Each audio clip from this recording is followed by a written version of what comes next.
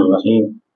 கண்ணியமிக்க முஃமினீன்களே, பொதுவாக மனிதர்கள் மற்றவர்களோடு சேர்ந்து வாழ்வதையே விரும்புகிறார்கள் தனிமையை விட.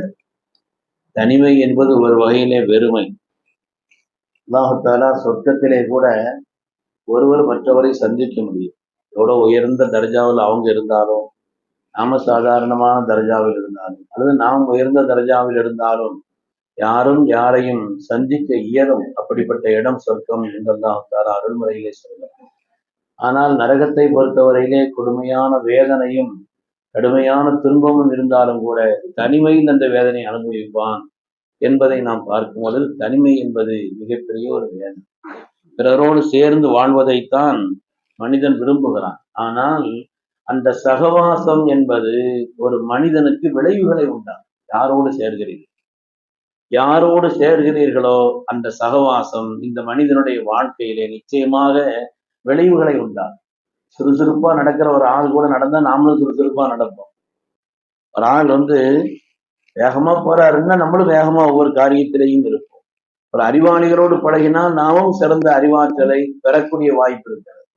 அது மாதிரி பக்திமான்களோடு பழகினால், நல்லவர்களோடு பழகினால், ஆலிம்களோடு தொடர்பில் இருந்தால் இவரும் தீனுடையவர்களாக மார்க்க தொடர்புள்ளவர்களாக இருப்பார் என்பதை நாம் நடைமுறையிலே பார்க்கிறோம். உண்மையான பெருமக்களே, இமாம் சுஃபியான் சௌரி ரஹ்மத்துல்லாஹி அலைஹி அவர்கள் மிகப்பெரிய அந்தஸ்து பெற்ற ஒரு இறைநேசர். அவங்க சொல்றாங்க, அபூ ஹாஷிம் சூஃபி என்ற ஒருவரோடு எனக்கு தொடர்பு மாத்திரம் இல்லாமல் இருந்திருந்தால் முகஸ்துதியினுடைய அந்த நூல் இலையை என்னால் விளங்க முடியாமல் போயிருக்கும். முகஸ்துதின்னா என்ன? முகஸ்துதி எதனால் ஏற்படுகிறது, எப்படி ஏற்படுகிறது, இது முகஸ்துதியா இல்லையா? 4 பேருக்கு தெரியுற மாதிரி ஒரு காரியத்தை செய்யறோம், முகஸ்துதியா இல்லையா? இந்த முகஸ்துதி சம்பந்தப்பட்ட நூல் இலை வித்தியாசத்தை எல்லாம் எனக்கு தெளிவாக சொல்லி தந்தவர்கள் இதற்கு அபூ ஹாஷிம் சூஃபி. அவங்க இல்லைன்னா நான் இதை விளங்கியிருக்க முடியாதுன்னு சொன்னாங்க. இமாமுல்லாஹும் அபூ ஹனீஃபா ரஹ்மத்துல்லாஹி அலைஹி சொல்வார்கள், இமாம் ஜாஃபர் சாதிக் ரஹ்மத்துல்லாஹியுடைய அந்த தொடர்பு 2 வருஷம் எனக்கு இருந்தது. லௌல சரத்தான் இல்ல ஹலக்கன் நுஅமான், அந்த 2 வருடங்கள் இல்லை என்று சொன்னால் நான் பல வகையில் நஷ்டப்பட்டு போயிருப்பேன்னு சொன்னார். அதனால ஒரு மனிதனுடைய வாழ்க்கையிலே நல்லோர்களோடு, சாலிஹீன்களோடு, உலமாக்களோடு, நன்மக்களோடு உள்ள தொடர்பு இருக்கிறதே நமக்கு இம்மை மறுமை இரண்டிலும் மேன்மையை தரும் என்பதிலே எந்த விதமான சந்தேகம் இல்லை. சையதுனா அபூ தர்தா ரலியல்லாஹு தஆலா அன்ஹு சொல்கிறார்கள், வமா நஹனு லௌலா கலிமாத்துல் உலமா, உலமாக்களுடைய அந்த வழிகாட்டுதலும் அந்த வார்த்தைகளும் இல்லை என்று சொன்னால் நான் நஷ்டப்பட்டு போயிருப்பேன்னு சொன்னேன். நாங்க ஒன்றுமே இல்லாமல் ஆகியிருப்போம்னு சொன்னான். அப்ப அதனால நல்லவர்களோடு தொடர்பு துன்யாவில் மாத்திரமல்ல, கியாமத்திலும். ஏனென்றால் நரகவாசிகள் நரகத்தில் புலம்புவார்களாம், வமாலனா மின் ஷாஃபிஈன் வலா ஸதீகின் ஹமீம், யாரும் பரிந்துரை செய்யக்கூடியவர்கள் எங்களுக்கு இல்லையே, நெருக்கமான நல்ல நண்பர்களும் எங்களுக்கு இல்லையே என்று அந்த நேரத்தில் பதறுவார். அதுல இமாம் ஹசன் பஸ்ரி ரஹ்மத்துல்லாஹி அலைஹி விளக்கம் எழுதுறாங்க, சொர்க்கத்திலே ஒரு நல்ல நண்பன் உள்ள போயிட்டான். ஆனால் அல்லாஹ் அவனிடத்தில் கேட்பான், உனக்கு எல்லாம் எல்லாம் கிடைத்து விட்டது, எவ்வளவு இன்பம், எவ்வளவு இன்பம், பாக்கியமான இந்த இன்பம் நான் பெற்று விட்டேன், வேற ஒன்றும் குறைதான் இல்லையே, குறை ஒண்ணும் இல்லை. ஆனா எனக்கு ரொம்ப நெருக்கமான ஒரு நண்பன் விஞ்ஞானம் இருந்தான், அவனை காணல, அவன் நரகத்தில் இருக்கிறான்னு என்னமோ தெரியல, அதுதான் என் மனதில் வேதனையை தருகிறது என்று சொல்லும் பொழுது அவனுடைய பரிந்துரையினால் நரகத்தில் ஆக்கப்பட்டு விட்டு அவனை அல்லாஹ் தஆலா சொர்க்கத்திற்கு கொண்டு வந்து சேர்ப்பான் என்று. அதனாலதான் இந்த ஆயத்துல நரகவாசிகள் புலம்புவார்கள், காபிரீன்கள் எங்களுக்கு பரிந்துரைப்பவர்களோ நெருக்கமான நண்பர்களோ இல்லையே என்று புலம்புவார்கள் என்று வருகின்றனர். அதனால நல்ல தொடர்பும், குறிப்பாக உலமாக்களுடைய தொடர்பும், சாலிஹீன்களுடைய தொடர்பும், பக்திமான்களுடைய தொடர்பும் நம்மை பக்திமான்களாக ஆக்கும் என்பதில் சந்தேகம். ஆனா குழப்பம் செய்யக்கூடிய ஆலிமுன்னு பேர் வச்சுட்டு குழப்பத்திலோ தவறான ஒரு நிலையிலோ அப்படிப்பட்டவங்களா இருந்தாங்கன்னா அதுல கொஞ்சம் எச்சரிக்கையா இருக்கு, அது விஷயத்துல கவனமா இருக்கு. விளம்பரத்திற்காக, துன்யாவுடைய நோக்கத்திற்காக, அற்பமான ஒரு காரியங்களுக்காக வேண்டியெல்லாம் மார்க்கத்தினுடைய பணிகளை செய்யக்கூடிய காரியங்களை செய்யக்கூடியவர்கள் இருந்து கொஞ்சம் எச்சரிக்கையாகவும் இருக்காங்க. ஏன்னா ஒரு ஒரு ஒரு பெரிய ஒரு ஆள் இருந்தார், ஆலிம் என்று அறியப்பட்ட ஒரு ஆள். அவர் ஆலிம் ஷேக் என்று அறியப்பட்டிருந்தார். அவருடைய சீடர் ஒரு நாள் சொன்னாரா, நான் இன்னைக்கு ஒரு கனவு கண்டேன், உங்க கையில தேன் இருந்துச்சு, என் கையில நஜீஸ் இருந்துச்சு அப்படின்னு சொன்னார்.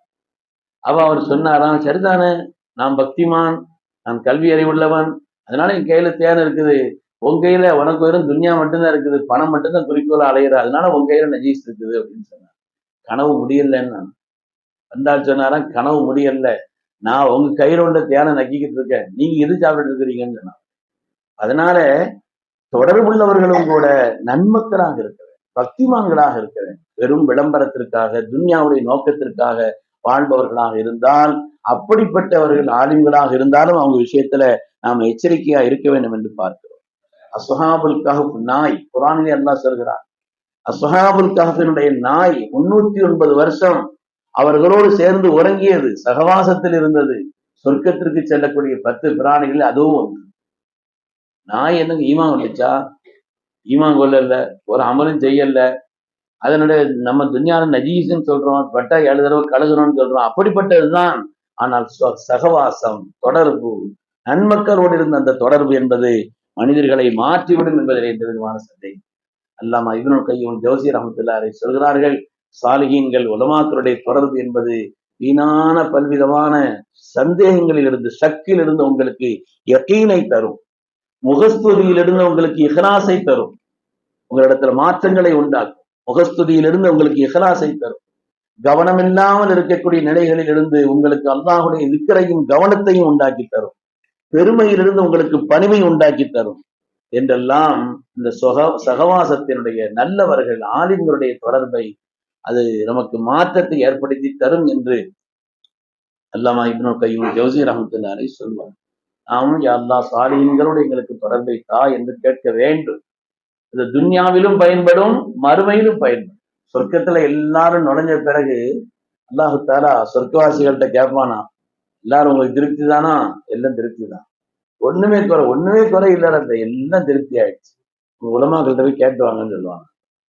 உலமாக்கள்கிட்ட கேளுங்க, ரப்பு கேட்கறான், நாங்க இப்படி பதில் சொன்னோம், என்ன முடிஞ்சான்னு கேளுங்கன்னு சொல்லுவாங்க. அப்ப அவங்க உலமாக்களை தேடி போய் கேட்பாங்க, அவங்க சொல்லுவாங்க, அல்லாஹ்வுடைய லிகா வேணும்னு கேளுங்க, அது சொர்க்கத்தினுடைய இன்பங்களை விட பெரியது ரப்பினுடைய லிகா என்பது, அதனால அதை கேளுங்கன்னு சொல்லுவாங்க. அதுக்கு பிறகு வந்து லிகாவை கேட்பார்கள் என்று வந்திருக்காரு. அருமையான பெருமக்களை, அல்லாஹ் தஆலா சாலிஹீன்கள், பக்திமான்கள், பரிசுத்தமான தன்மை உடையவர்கள், சிறந்த ஆலிம்கள், அப்படிப்பட்ட நல்லவர்களோடு அல்லாஹ் நம்முடைய தொடர்பை ஆக்கி வைத்துக் கொள்வானாக. தீயவர்களான நம்மை பாவங்களில் அழைத்து செல்லக்கூடிய, தவறான நிலையில் ஆக்கக்கூடிய, நம்மை துன்யா ஆகிரத்தில் நஷ்டத்தில் ஆக்கிவிடக்கூடியவருடைய தொடர்பில் இருந்து அல்லாஹ் நம்மை பாதுகாத்து வருவானாக. ஆமீன் ஆமீன் யா ரப்பல் ஆலமீன். வ ஆகிரு தஅவானா அனில் ஹம்துலில்லாஹி ரப்பில் ஆலமீன்.